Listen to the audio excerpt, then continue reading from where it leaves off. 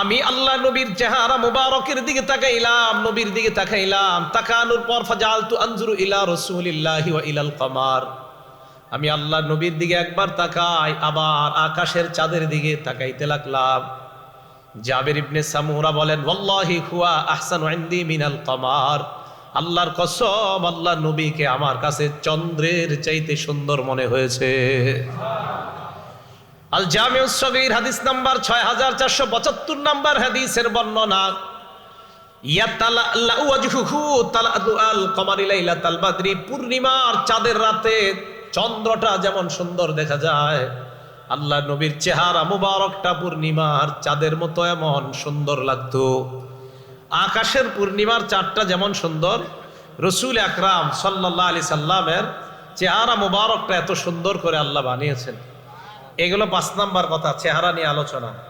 6 number, রাসূল আকরাম সাল্লাল্লাহু আলাইহি সাল্লামের কপাল কেমন ছিল, এটাও আল জামিউস সগীর হাদিস নাম্বার 6475 নাম্বার হাদিস। কানা রাসূলুল্লাহি সাল্লাল্লাহু আলাইহি ওয়াসাল্লাম ওয়াসিআল জাবিন। নবীজির কপাল মুবারক প্রশস্ত ছিল। কপাল কি ছিল? প্রশস্ত, অন্যদের চাইতে প্রশস্ত ছিল। দেখলে আল্লাহ রসুলকে নেতৃত্ব দিতে পারেন, দেখলেই নবীজিকে এমনটা মনে হইতো। এইগুলো কপালের কথা 6 নাম্বার। 7 নাম্বার, কপালের নিচে দেখেন ভুরু আছে, আসেনি? এই যে ভুরু 7 নাম্বার। এটা আল জামিউস সগীরের মধ্যে আছে 6475 নাম্বার হাদিসের বর্ণনা। হাদিসের মধ্যে আছে, কানা রাসূলুল্লাহ সাল্লাল্লাহু আলাইহি ওয়াসাল্লাম আজাজ্জাল হাওয়াজিব। আল্লাহ নবীর ভুরু মুবারক গুলা ছিল ঘন, সরু ছিল। মিন গায়রি করনিন, 2 ভুরুর মাঝখানে ফাঁকা ছিল, একটা আরেকটার সাথে মিলিত ছিল না। এবার তাকান, বাইনাহুমা ইরকুন, 2 ভুরুর মাঝখানে একটা রগ ছিল। ইউদিররুহুল গদব, আল্লাহ নবী যখন রাগ করতেন, রাগ করলে 2 ভুরুর মাঝখানের রগটা ফুলে যাইত। আল্লাহ জানে কেমন দেখা যাইতো। যদি স্বপ্নে কেউ দেখেন জানায় দেন আমারে, হ্যাঁ, যে নবীজিরে হুজুর স্বপ্নে দেখছি রাগ হয়েছে নবীজি। তো নবীজির 2 ভুরুর মাঝখানে একটা রগ ছিল, এই রগটা নবীজির রাগ ফুলাইয়া দিত। নিশ্চিত আমার নবীরে বড় চমৎকার লাগতো এই সময়, যে নবীজি সাল্লাল্লাহু আলাইহি সাল্লামের এই জায়গার আপনার একটা রগ, এটা ফুলে উঠতো। এগুলো 7 নাম্বার, 2 ভুরু। 8 নাম্বার, নবীজি সাল্লাল্লাহু আলাইহি সাল্লামের চোখ মুবারক দেখেন, এই চোখ, এটাও আল জামিউস সগীরের মধ্যে ইমাম সুয়ুতি রহমতুল্লাহি আলাইহি আনছেন, 6475 নাম্বার হাদিসের মধ্যে আনছেন। তিনি বলেন, রাসূল আকরাম সাল্লাল্লাহু আলাইহি সাল্লামের এই চোখ মুবারকের বর্ণনা উনি এইভাবে দিলেন, আশকালাল আইনাইন। আল্লাহ নবী সাল্লাল্লাহু আলাইহি সাল্লামের চোখের এই পাশগুলা দিয়ে, এইগুলা দিয়ে একটু লালিমা ভাব ছিল, আবার দীর্ঘ ছিল। দেখলেই মনে হতো, চোখটার দিকে তাকাইলেই মায়া লাগতো। চোখের দিকে তাকাইলে কি লাগতো? মায়া লাগতো। একটা কিতাব আছে সহিহুল আদাবিল মুফরাদ, নাসিরউদ্দিন আলবানী রহমতুল্লাহ আলাইহির লেখা। এই কিতাবের 988 নাম্বার হাদিস এখানে আসছে, কানা রাসূলুল্লাহ সাল্লাল্লাহু আলাইহি ওয়াসাল্লাম আজিমাল আইনাইন। আল্লাহ নবীর 2 চোখ মুবারক আল্লাহ এমন ভাবে সাজিয়েছেন, জান্নাতের মধ্যে হুরদের চোখ যেমন ডাগর চক্ষু বিশিষ্ট হুর আল্লাহ বানিয়েছেন, আমার নবীর 2 চোখ আল্লাহ দুনিয়াতে থাকতেই ডাগর চোখ বানিয়ে দিয়েছেন। 2 চোখ মুবারক ছিল ডাগর চক্ষু বিশিষ্ট, আজিম আল আইনাইন। তিরমিজি শরীফের বর্ণনা, 3638 নাম্বার হাদিসের বর্ণনা, কানা রাসূলুল্লাহ সাল্লাল্লাহু আলাইহি ওয়াসাল্লাম আদআজাল আইনাইন। আল্লাহ রাসূল সাল্লাল্লাহু আলাইহি ওয়াসাল্লামের চোখের মণি ছিল কালো। চোখের মণি কেমন ছিল? কালো। চোখ ছিল ডাগর, চোখের মণি ছিল কালো। পাশ দিয়ে যখন তাকাইতো একটা মায়া লাগতো, অনেকটা লালিমা ভাব ছিল, পুরোপুরি না। আবার চোখের পাশটা ছিল আপনার বড়, চোখ একদম ছোট ছিল না, আবার অনেক বড় ছিল না, বরং এমন ছিল যার চোখের দিকে তাকাইলেই যে কেউ তার চোখের মায়া পড়ে যেত। এত সুন্দর করে আল্লাহ রসুলের চোখ আল্লাহ বানিয়েছেন। এগুলো 8 নাম্বার কথা। 9 নাম্বার দেখেন, চোখের পরে নাক। এই নাক কেমন ছিল? কানা আকনাল আইনাইন। আল্লাহ নবীর নাক মুবারক হালকা উঁচু ছিল। লাহু নূরুন ইয়ালু, নাকের দিকে তাকাইলে মনে হইতো এই জায়গা থেকে নূর চমকায়। এখানে আকনাল আইনাইন লাহু নূরুন ইয়ালু, এখানে তাকাইলে মনে হতো নূর চমকাইতেছে। তো রসুল আকরাম সাল্লাল্লাহু আলাইহি সাল্লামের এটা হলো নাক মুবারক। 10 নাম্বার, নবীজি সাল্লাল্লাহু আলাইহি সাল্লামের গাল মুবারক কেমন ছিল? সাহলাল খদ্দাইন। আল্লাহ নবীর গাল মুবারক ছিল সমান, বেশি গোস্তওয়ালা ছিল না। আবার একদম গাল দুই পাশে লেগে আছে এমন না, মাঝামাঝি টাইপের, দেখতে অনেক সুন্দর, এমন দুইটা গাল আল্লাহ তাকে দান করছেন। 11 নাম্বার, নবীজির দাঁত মুবারক কেমন? মুফাল্লাজাল আসনান। আমাদের বর্তমান জামানার অনেকে বিউটি পার্লারে যায় দাঁতের মাঝখানে ফাঁকা করার জন্য। হাদিসের মধ্যে আসছে তাদের উপর আল্লাহর অভিশাপ, আল্লাহ নবীর অভিশাপ। তবে আমার নবীর আলাদাভাবে দাঁতের সৌন্দর্য বাড়ানোর প্রয়োজন হয় নাই। মুফাল্লাজাল আইনাইন, মুফাল্লাজাল আসনান, আল্লাহ পাক রব্বুল আলামিন তার দাঁত মুবারক গুলা হালকা ফাঁকা ফাঁকা করে বানিয়েছেন। দাঁতের মাঝে হালকা হালকা ফাঁকা ছিল। 12 নাম্বার, আল্লাহ নবীর থুতু মুবারক। থুতু মুবারক কেমন ছিল? আগে মুসনাদে আহমদের একটা হাদিস শোনেন, 18,838 নাম্বার হাদিস। এই হাদিসের মধ্যে আসছে উতিয়ান নবী সাল্লাল্লাহু আলাইহি ওয়াসাল্লাম বিদালবিম মিম্মা। নবীজির কাছে এক বালতি পানি আনা হয়। পানি আনার পর ফামাদমাগা মিনহা, আল্লাহ নবী সেখান থেকে পানি নিলেন, নেওয়ার পর কুলি করলেন। কুলি করার পর ওই কুলির পানি বালতির মধ্যে ফালাইলেন, কুলির সাথে থুতু ইত্যাদি আসছে। সাহাবারা বলেন বালতির ভিতর থেকে মেশক আম্বরের ঘ্রাণ বের হওয়া শুরু হয়। তাহলে থুতু মুবারক এত বরকতপূর্ণ ছিল। বুখারী শরীফের একটা হাদিস শুনেন, 4210 নাম্বার হাদিস। বিসমিল্লাহ।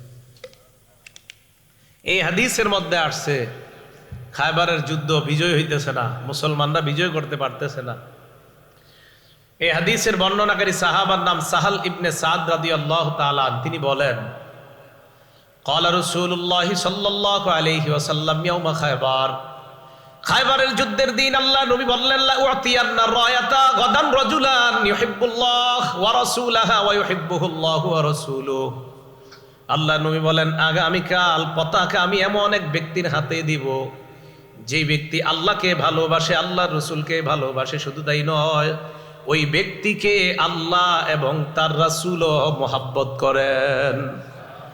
যে ব্যক্তি আল্লাহ আল্লাহ রাসূলকে ভালোবাসে এবং যাকে আল্লাহ আল্লাহ রাসূল মহব্বত করে, ইফতাহুল্লাহু আলা ইয়াদাইহি, আল্লাহ নবী বলেন ওই ব্যক্তির হাতে আল্লাহ খায়বারের বিজয় দান করবেন।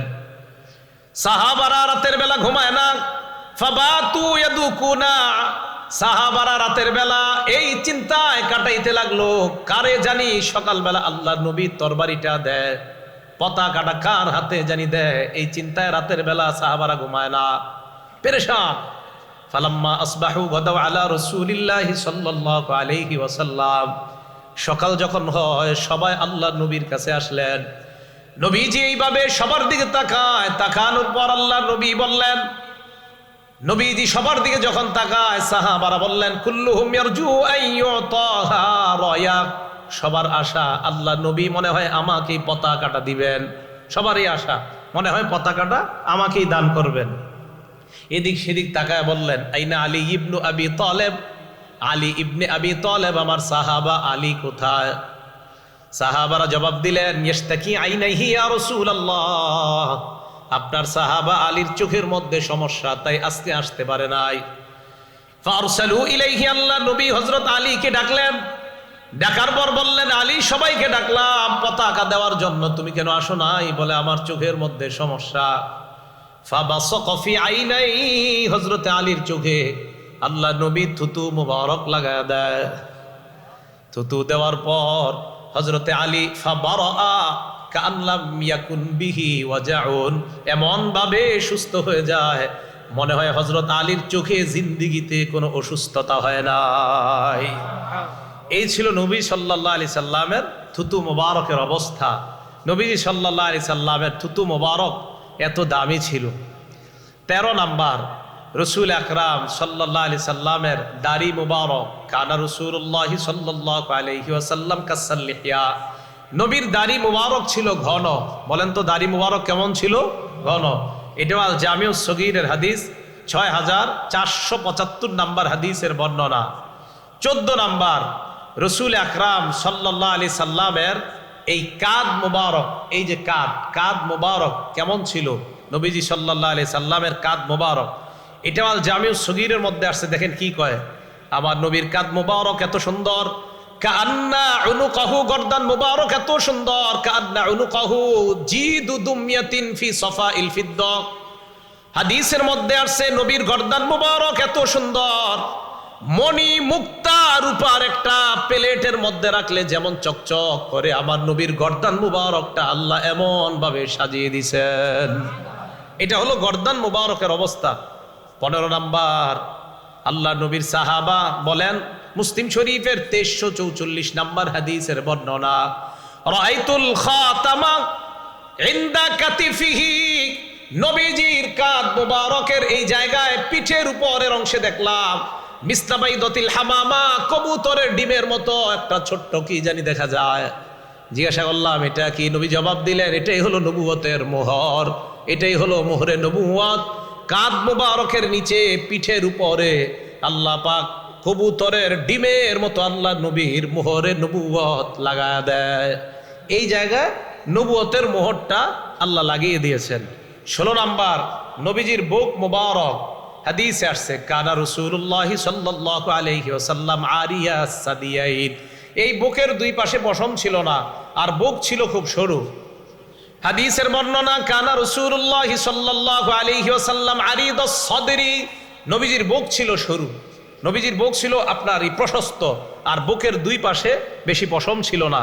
এবার দেখেন 17 নাম্বার, এই জায়গা থেকে এই জায়গা পর্যন্ত দাকিকাল মাসরুবা, আল্লাহর নবীর বুক থেকে নাভি পর্যন্ত মনে হয় খেজুর গাছের মতো ছোট্ট করে পশমের একটা রেখা দেখা যায়, এখান থেকে এই পর্যন্ত।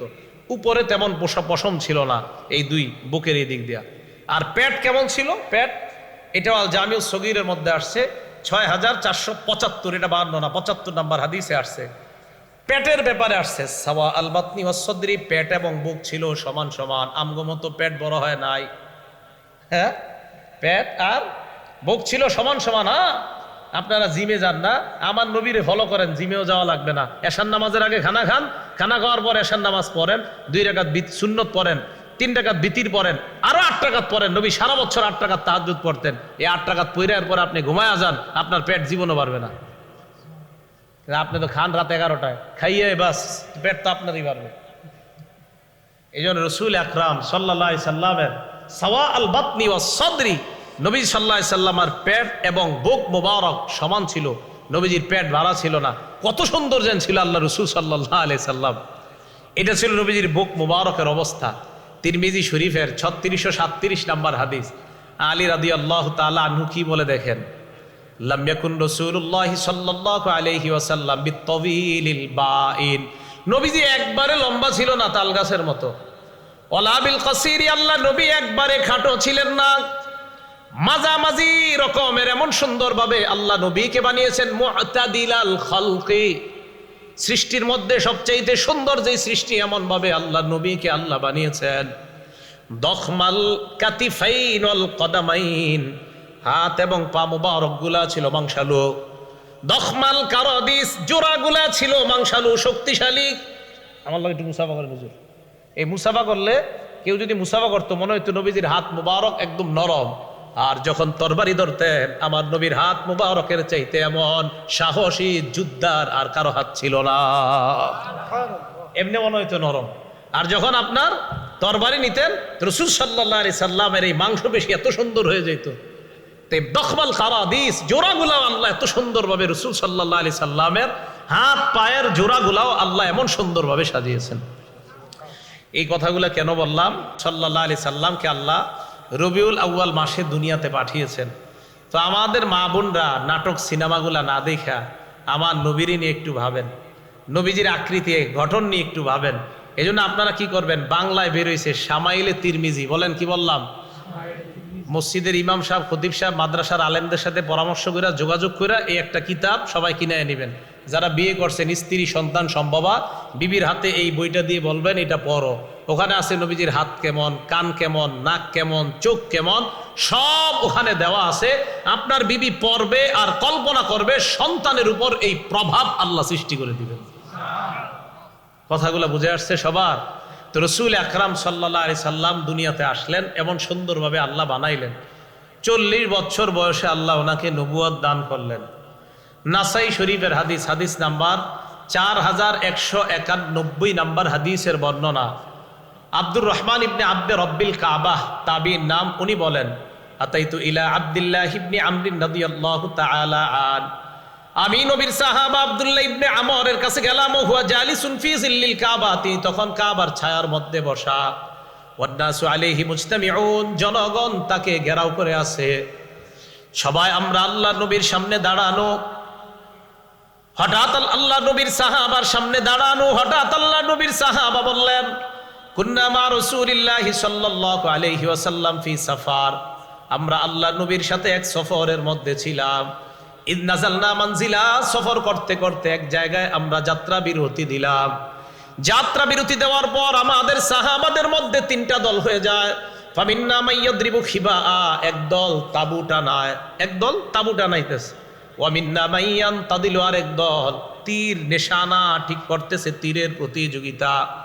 ওয়ামিন্না মান হুয়া ফি জাশরাতিহি, আরেক দল তার পশুগুলা চারণভূমির মধ্যে চড়ায়, পশুরে পানি খাওয়ায়, ঘাস খাওয়ায়।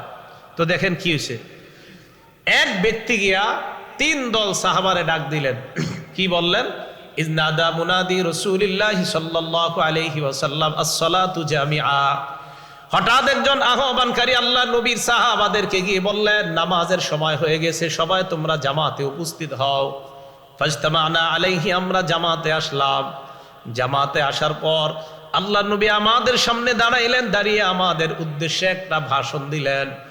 ভাষণের মধ্যে বললেন, ইন্নাহু লাম ইয়াকুন নাবিয়্যুন ক্বাবলি ইল্লা কানা হাক্কান আলাইহি আইয়াদুল্লাহ উম্মাতাহু আলা মা ইয়ালামুহু খায়রান লাহুম ওয়া ইউনজিরু কওমাহু আলা মা ইয়ালামুহু শাররান লাহুম।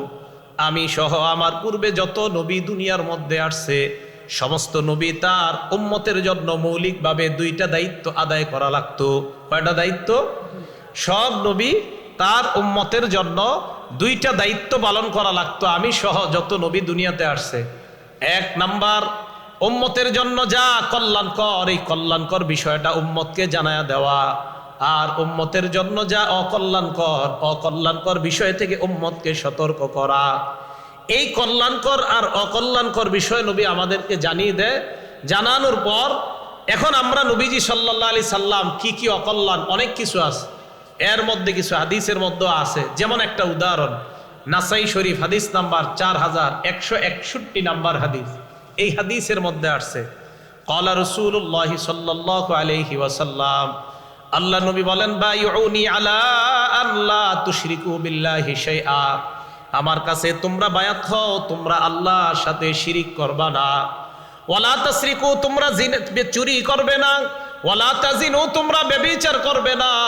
ওয়ালা তাকতুলু আওলাদাকুম খাশিয়াতা ইনফাক, দারিদ্রতার ভয়ে তোমরা সন্তান হত্যা করবা না। ছেলে নিলে মেয়ে নিলে কে খাওয়াইবো, এই চিন্তায় সন্তান নেয় না, হত্যা করে সন্তান। কি করে বলেন তো? এই যে সন্তান না নেয় এইভাবে, যে সন্তান আরেকটা হইলে কে খাওয়াইবো, এটা সন্তান হত্যা করে। ওয়ালা তাকতুলু আওলাদাকুম, সন্তান হত্যা করবে না। 5 নাম্বার, ওয়ালা তাতুনা বিবুহতানিন তাফতারুনাহু বাইনা আইদিকুম ওয়া আরজুলিকুম, বানিয়ে বানিয়ে তোমরা মিথ্যা কথা বলবা না। 6 নাম্বার, ওয়ালা তাসুনি ফি মারুফ, ন্যায় কাজে আমি নবীর নাফরমানি তোমরা করবা না। এটা সাহাবাদেরকে নবী বললেন। এখন সাহাবাদের রিঅ্যাকশন দেখেন। নাসাই শরীফ হাদিস নাম্বার 4149 নাম্বার হাদিস। সাহাবা উবাদা ইবনে সামিত বলেন, বায়ানান নাবিয়্যা সাল্লাল্লাহু আলাইহি ওয়াসাল্লাম আলা সামঈ ওয়াত তাআ। এখন আপনারা একটা বাংলা বলাবো, আপনারাও বলবেন। সাহাবা বলেন, আমরা আল্লাহ নবীর হাতে হাত রেখে বায়াত হলাম, নবীর কথা শুনবো এবং মানবো। বলেন, নবীর কথা শুনবো এবং মানবো, এটা সাহাবারা বললেন। এবার দেখেন কি কয়, ফিল ইউসরি ওয়াল উসরি, আমার অনুকূলে হলেও নবীর কথা মানবো, আমার প্রতিকূলে হলেও মানবো, আমার পক্ষে হলেও মানবো, আমার বিপক্ষে হলেও মানবো। ওয়াল মানশাতি ওয়াল মুকরাহি, সুখেও নবীর কথা মানবো, দুঃখেও নবীর কথা মানবো। ওয়ান লা নুনাজি আল আমর আহলা, যোগ্য ব্যক্তি যদি যোগ্য আসনে বসে যায় তার বিরোধিতা আমরা করব না। ওয়ান নাকুমা বিল হাক্কি হাইসু কুন্না লা নাখাফু বিল্লাহি নাওমাতা লাইম, আল্লাহর রাস্তায় হক কথা বলতে গিয়ে কোনো নিন্দুকের নিন্দাকে ভয় করব না, এই মর্মে আমরা আল্লাহ নবীর হাতে বায়াত হলাম। আমরা নবীর কাছে বায়াত হলাম, নবীর কথা আমরা শুনবো, নবীর কথা আমরা মানবো। তাহলে আমরা সবাই এই কথায় অঙ্গীকারাবদ্ধ, নবীর কথা শুনবো এবং নবীর কথা মানবো। তাহলে নবীরে আল্লাহ পাঠাইলেন। আবার নবী আমাদের নবুয়ত পাওয়ার পর নবী জানায়া দিলেন প্রত্যেক নবীর দুই দায়িত্ব: কল্যাণকর বিষয়ে জানায়া দেওয়া, অকল্যাণকর বিষয় থেকে সতর্ক করা। চুরি করা অকল্যাণকর, জিনা করা অকল্যাণকর, ব্যভিচার অকল্যাণকর, হত্যা অকল্যাণকর, এই সব বিষয়গুলা জানাইলেন। আবার আমরা অঙ্গীকার করলাম, হুজুর আমরা আপনার হাতে বায়াত হলাম, বায়াত হয়ে অঙ্গীকার করলাম আমরা কোনো অন্যায় কাজ করব না। এবার দেখেন আল্লাহ কোরআনে কি বলে সূরা হাসরে, মা আতাকুমুর রাসূলু ফাখুযু, নবী তোমাদেরকে যা দেয় তা তোমরা গ্রহণ করো, ওয়া মা নাহাকুম আনহু ফান্তাহু, নবী যা থেকে নিষেধ করে তা থেকে তোমরা বিরত হও। আল্লাহ বললেন নবী যা দেয় তা গ্রহণ করো, নবী যা থেকে নিষেধ করে তা থেকে বিরত হও। এবার আমার আপনার প্রশ্ন, নবী আমাদেরকে কি দিয়েছেন? যেইটা দিয়েছেন এটা আমরা গ্রহণ করব। সহিহুত তারগীব 40 নম্বর হাদিসের বর্ণনা, আল্লাহ নবী বলেন, তারাকতু ফীকুম মা ইন ইয়াতাসামতুম বিহি ফালান তাদিল্লু আবাদা, আমি তোমাদের কাছে দুটি জিনিস দিয়ে গেলাম, এই দুইটা আঁকড়ে ধরবা, কখনো তোমরা পথভ্রষ্ট হবে না। আল্লাহ বলছে দা দিছে তা গ্রহণ করো। বলেন নবী কয় জিনিস দিছে? দুই জিনিস, কিতাব আল্লাহ, আল্লাহর কোরআন, 2 নাম্বার ও সুন্নাত রাসূলি, আল্লাহর নবীর সুন্নত। 1 নাম্বার কোরআন, 2 নাম্বার সুন্নত। খুব মন দিয়ে শুনেন কোন দিকে আমি একটা গুরুত্বপূর্ণ কথার দিকে আগাইতেছি। 1 নাম্বার কোরআন, 2 নাম্বার সুন্নত। এখন বোঝা গেল আমরা কোরআন সুন্না মানবো, আর কোরআন সুন্না থেকে আমরা সব শিখবো কোনটা কল্যাণকর আর কোনটা অকল্যাণকর। ইবনে মাজাহ হাদিস নাম্বার 11, এই হাদিসের বর্ণনাকারী জাবের রাদিয়াল্লাহু তাআলা আন, তিনি বলেন, আন জাবির ইবনে আব্দুল্লাহ রাদিয়াল্লাহু তাআলা আন, জাবির ইবনে আব্দুল্লাহ বলেন, কুন্না ইনদান নবী সাল্লাল্লাহু আলাইহি ওয়াসাল্লাম, আমরা আল্লাহর নবীর সামনে আসি, নবীজি আমাদের সামনে আসলেন, খত্ত রাসূলুল্লাহ, খত্ত নবী একটা লম্বা দাগ দিলেন, দাগ দেওয়ার পর খত্ত খত্তাইনি আন ইয়ামিনি, ডানে 2টা দাগ দিলেন, ও খত্ত খত্তাইনি আন শিমালি, বামে 2টা দাগ দিলেন। আবার নবী আসলেন, আসার পর মাঝে একটা দাগ দিলেন, ডানে 2টা দাগ দিলেন, বামে 2টা দাগ দিলেন। দেওয়ার পর সুম্মা ওয়াদা'a ইয়াদাহু নবী সাল্লাল্লাহু আলাইহি ওয়াসাল্লাম ফিল খত্তিল আওসাত, আল্লাহ নবী তার হাত মুবারক মাঝখানের রাস্তার মাঝখানের দাগের উপর রাখলেন। বলেন তো দাগ কি একটা দিছে না অনেকগুলা? অনেক, কিন্তু রাখছে কোনটার উপর? মাঝখানে। মাঝখানের দাগে হাত রাখার পর নবী বললেন, হাদা সাবিলুল্লাহি মুস্তাকিমা, এটাই হলো আল্লাহর সোজা রাস্তা, এটা হলো আল্লাহর সোজা রাস্তা তথা কোরআন সুন্নাহর রাস্তা। এটাই তো কোরআন সুন্নাহর রাস্তা একটা, এটা সিরাতে মুস্তাকিম। আশেপাশের রাস্তা সব শয়তানের রাস্তা, প্রত্যেক রাস্তা এক শয়তান দাঁড়ায় দাঁড়ায় আমাকে আপনাকে আহ্বান করে। বলেন কোরআন সুন্নাহর রাস্তার নাম কি? সিরাতে মুস্তাকিম। তাহলে কোরআন সুন্নাহর রাস্তা হলো মাঝের রাস্তাটা, আশেপাশের রাস্তাগুলা শয়তানের রাস্তা। কল্যাণকর আর অকল্যাণকর বিষয় জানবো থেকে? কোরআন সুন্না থেকে। আর কোরআন সুন্না অনুযায়ী চলবো যেই রাস্তা, ওই রাস্তাটার নামে সিরাতে মুস্তাকিম। ইবনে মাজার 12 নম্বর হাদিস, যে মূল কথাটা আমি যেটা বলার জন্য চাইতেছিলাম, এই কিছু ওই কথার দিকে আসলাম এখন। এবার ইবনে মাজার হাদিসটা শুনেন। এই হাদিসের বর্ণনাকারী মিকদাম ইবনে মাদি কারব রাদিয়াল্লাহু তাআলা, তিনি বলেন, রাসূল আকরাম সাল্লাল্লাহু আলাইহি সাল্লাম ইরশাদ করেন, ইউশিকুর রাজুলু মুত্তাকিয়ান আলা আরিকাতি, শের জামানায় কিছু মানুষ কোরআন পড়তে পড়তে এত বড় গবেষক হবে, হওয়ার পর সিংহাসনের মধ্যে বসা থাকবে আর ভাব ধরবে আমার চাইতে বড় পণ্ডিত আর দুনিয়ায় কেউ নাই, শুধু কোরআন পড়তে পড়তে অনেক বড় গবেষক হয়ে গেছে কোরআন। এবার ওই ব্যক্তির সামনে আমি আপনি আমরা কেউ গেলাম, যাওয়ার পর হাদিস পেশ করলাম, ইউহাদ্দাসু বিহাদিসিম মিন্নি, আমার হাদিস তার সামনে যখন পেশ করা হয়, ওই ব্যক্তি বলবে, বাইনানা ওয়া বাইনাকুম কিতাবুল্লাহ, আমাদের মাঝে তোমাদের মাঝে আল্লাহর কোরআন থাকতে হাদিসের কি প্রয়োজন? আওয়াজ দিয়ে বলেন নাউজুবিল্লাহ। কোরআন থাকতে হাদিসের কি প্রয়োজন? বলেন আমগো কাছে নবীজি কি শুধু কোরআন দিছে না কোরআন সুন্নাহ? আবার আল্লাহ কইছে নবী যা দিছে এটা গ্রহণ করো। নবী দিছে কয় জিনিস? কোরআন এবং সুন্নাহ। এখন আমরা ওই কোরআনওয়ালার কাছে যখন গিয়ে হাদিস পেশ করব, সে বলে আমাদের কাছে কোরআন থাকতে হাদিসের কি দরকার? এখন সে যুক্তি দেয়, ফামা ওয়াজাদনা ফীহি মিন হারামিন হারামনা, কোরআনের হারাম হারাম মানলেই হয়, ওমা ওয়াজাদনা ফীহি মিন হালালিন ইস্তাহলালনা, কোরআনের হালাল হালাল মানলেই হয়, বা কোরআনের হালাল কোরআনের হারাম মানলেই তো হয়। হাদিসের কি দরকার? নবীজি বলেন তার মুখের উপর তখন বলে দিবা, আলা ওয়া ইন্নামা হাররামা রাসূলুল্লাহ মিসলু মা হাররামাল্লাহ। নবী যা হারাম করে, নবীর হারাম করাটা আল্লাহর হারামের মতো বিধিবদ্ধ হয়ে যায়। তাহলে আমার নবীর হারাম, আমার নবীর হালাল, আল্লাহর হালাল আল্লাহর হারাম, এটার যেমন গুরুত্ব, আমার নবীর করা হালাল হারামেরও ঠিক তেমন গুরুত্ব। কোরআন এবং সুন্নাহ, না শুধু কোরআন? সবাই বলেন শুধু কোরআন না কোরআন সুন্নাহ? আচ্ছা, কোরআন শুধু কেন মানা যাবে না? শুধু কোরআন কেন মানলে ঝামেলা কি? শুধু কোরআন যদি মানতে যান হাদিস ছাড়া কি ঝামেলা হইতে পারে? সূরা নিসা আছে, আল্লাহ বলেন আউযু বিল্লাহি মিনাশ শাইতানির রাজীম ফানকিহু মা তাবা লাকুম মিনান নিসা। পরেরটার কইলাম না, কি বলেন হুজুররা? তোমরা নারীদের মধ্যে যারে পছন্দ হয় বিয়ে করো। যাকে পছন্দ হয় কি করো? মানে কি প্রেম করে? না না না না, মা বাবা দেখাবে, পছন্দ করবেন, বিয়ে করবেন। তাহলে বলেন তো সূরা নিসা কি আছে? বিয়ে করো। বাংলাটা বললেন, একটা জিনিস বুঝার আছে, বা বিয়ে করো। সূরা নূরের মধ্যে আছে ওয়া আনকিহুল আয়ামা মিনকুম ওয়াস-সালিহিনা মিন ইবাদিকুম ওয়া ইমাইকুম। নারী পুরুষদের মধ্যে যাদের বিয়ে হয় নাই, যারা বিয়ে করে নাই, তোমরা তাদেরকে বিয়ে করায়া দাও। সূরা নিসা আছে বিয়ে করো, সূরা নূরে আছে বিয়ে করাও। দুইটা বাংলা শুধু বলেন, বিয়ে করো বিয়ে করাও। আলেমরা ছাড়া অন্যরা বলেন তো বিয়ে করো বিয়ে করাও। বলেন তো সূরা নিসায় কি আছে? বিয়ে করো। আর সূরা নূরে আছে বিয়ে করাও। এখন কিভাবে বিয়ে করো, কিভাবে বিয়ে করাও, এটা কোরআনের কোন আয়াতে আছে? আল্লাহ শুধু বলছে বিয়ে করো, আল্লাহ বলছে বিয়ে করাও। স্বামী একজন ছেলে একটা মেয়েকে বলবে এত লক্ষ টাকা দেন মোহর বেবাউত। আব্দুর রহমানের মেয়েকে আমি 1.5 লক্ষ টাকা দেন মোহরের বিনিময়ে আমি বিয়ের প্রস্তাব করলাম।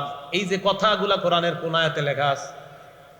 কোরআনে আছে বিয়ে করো, কোরআনে আছে বিয়ে করাও। পদ্ধতি কোরআনের মধ্যে নাই, এটা আছে হাদিসের মধ্যে। অতএব কোরআন বুঝতে হলে হাদিসের বিকল্প নাই।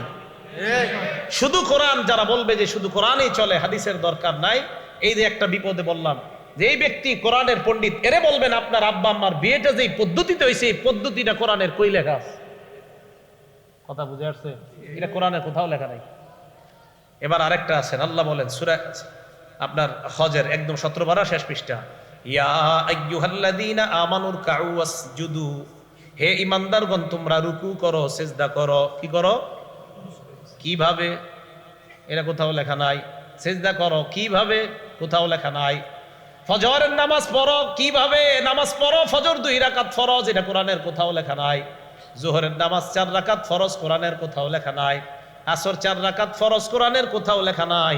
মাগরিব 3 রাকাত ফরজ, কোরআনের কোথাও লেখা নাই। এশার নামাজ 4 রাকাত ফরজ, কোরআনের কোথাও লেখা নাই। যারা বলে কোরআন থাকতে হাদিসের প্রয়োজন নাই, তাদের টার্গেট হলো আপনাদেরকে তারা মসজিদ থেকে বের করে নামাজ থেকে দূরে সরাইতে চায়। কারণ এরা এক সময় আপনার ওই গুরু ঠাকুররা আপনারে বলবে কি জানেন, এক সময় এই কোরআনে নামাজ পড়ো আছে, রুকু করো আছে, সেজদা করো আছে, তুই মসজিদে যেই নিয়ম পড়ছো এটাকে আছে, তো আপনি বলবেন না অলরেডি ফেসবুকে এই জাতীয় দাওয়াত চলতেছে। তাহলে বলেন কোরআনে আছে রুকু করো কিভাবে? করো হাদিসে। বলবেন আপনারা কোরআনে আছে রুকু করো কিভাবে? কোথায় আছে? কোরআনে আছে সেজদা করো কিভাবে? কোথায় আছে?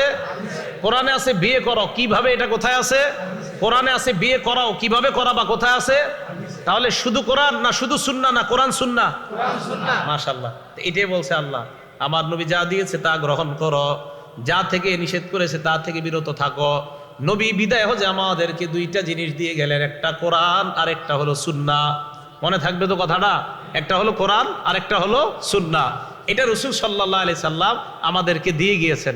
এবার দেখেন বুখারী শরীফের 349 নম্বর হাদিস। এই হাদিস লম্বা হাদিস, নবীজি মেরাজ থেকে আসছে। আসার পর আল্লাহ নবীর সাথে হযরত মুসা নবীর সাক্ষাৎ।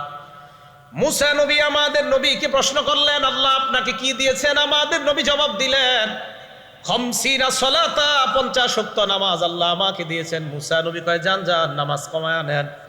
কমাইতে কমাইতে কোনো বর্ণনায় 5, কোনো বর্ণনায় 10, 5 করে কমায় বা 10 করে কমায়, কমাইতে কমাইতে আছে আর 5 ওয়াক্ত।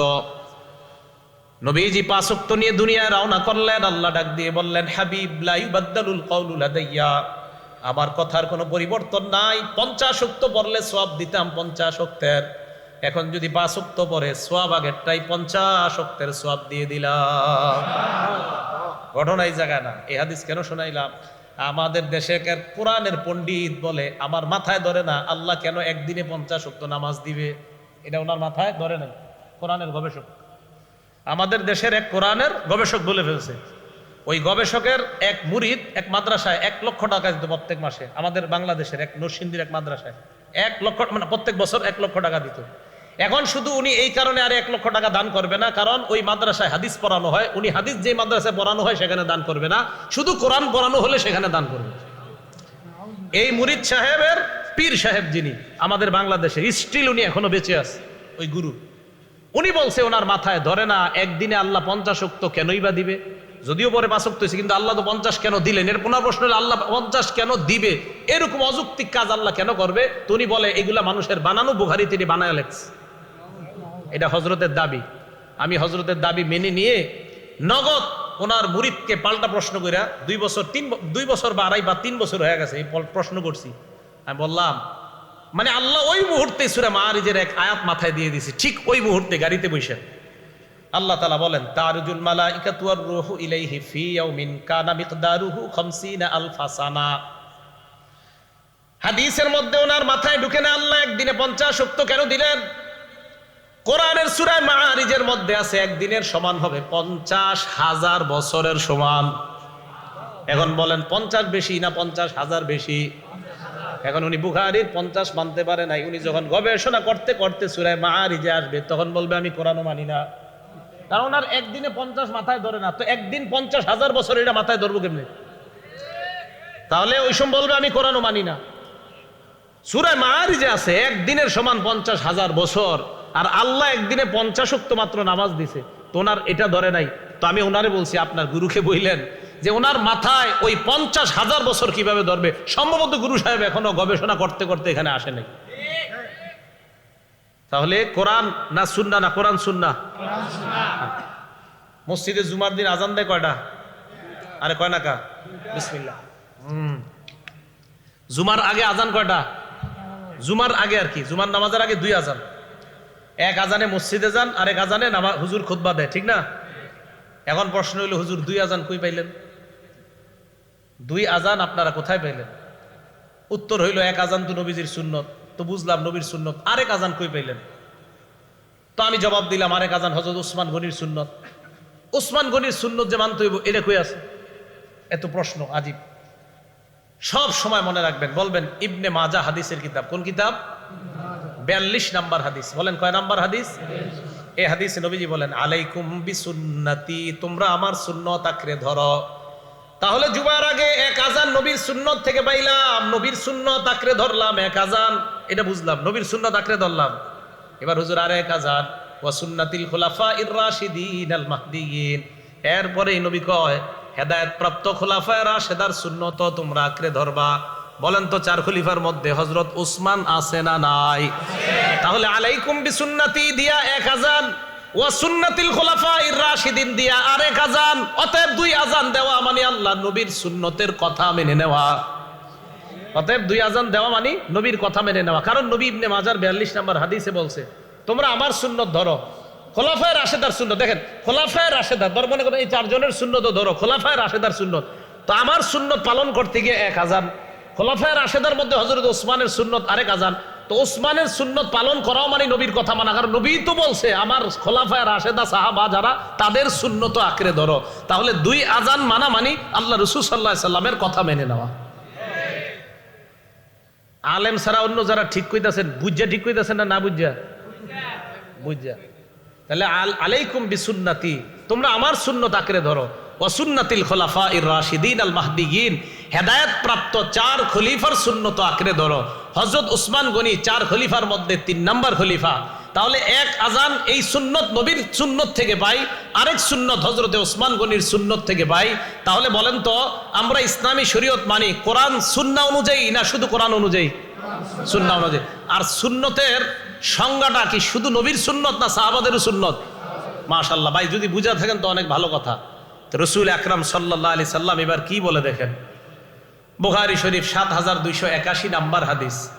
জাআত মালাইকাতুন ইলান নবী সাল্লাল্লাহু আলাইহি ওয়াসাল্লাম, আল্লাহ নবী ঘুমায়, একদল ফেরেশতা আল্লাহ নবীর কাছে আসছে। হযরত জাবেরের বর্ণনা, নবীজি ঘুমায়, একদল ফেরেশতা আল্লাহ নবীর কাছে আসছে। আসার পর এক ফেরেশতা কয় ইন্নাহু নাইম, তিনি তো ঘুমায়। আর এক ফেরেশতা কয় ইন্নাল আইনা নাইমা, তার চোখ ঘুমায়, অল কলবা ইয়াকযান, অন্তর জাগ্রত।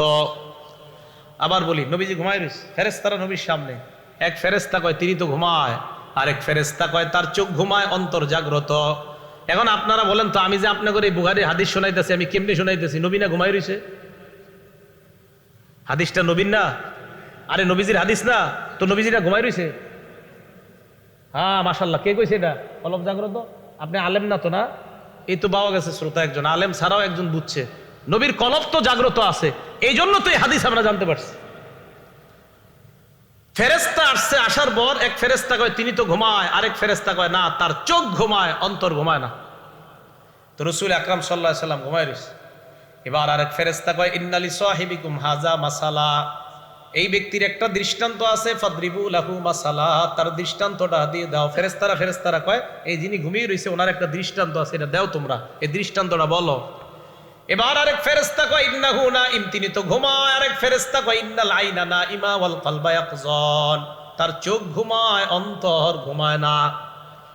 ফেরেশতারা বলতে লাগলেন মাসালুহু কামাসালি রাজুলিন বানা দার, তার দৃষ্টান্ত এমন ব্যক্তির মতো যেই ব্যক্তি একটা ঘর বানিয়েছে, ওয়াজআলা ফিহা মা'দুবাতান, ঘরের মধ্যে দস্তরখান বিছিয়েছে, দস্তরখানের মধ্যে সুস্বাদু খাবার, বাসাদাইয়া, একজন আহ্বানকারীকে বাহিরে পাঠিয়েছে আহ্বান করার জন্য, দস্তরখানের দিকে মানুষকে ডাইকে আনো।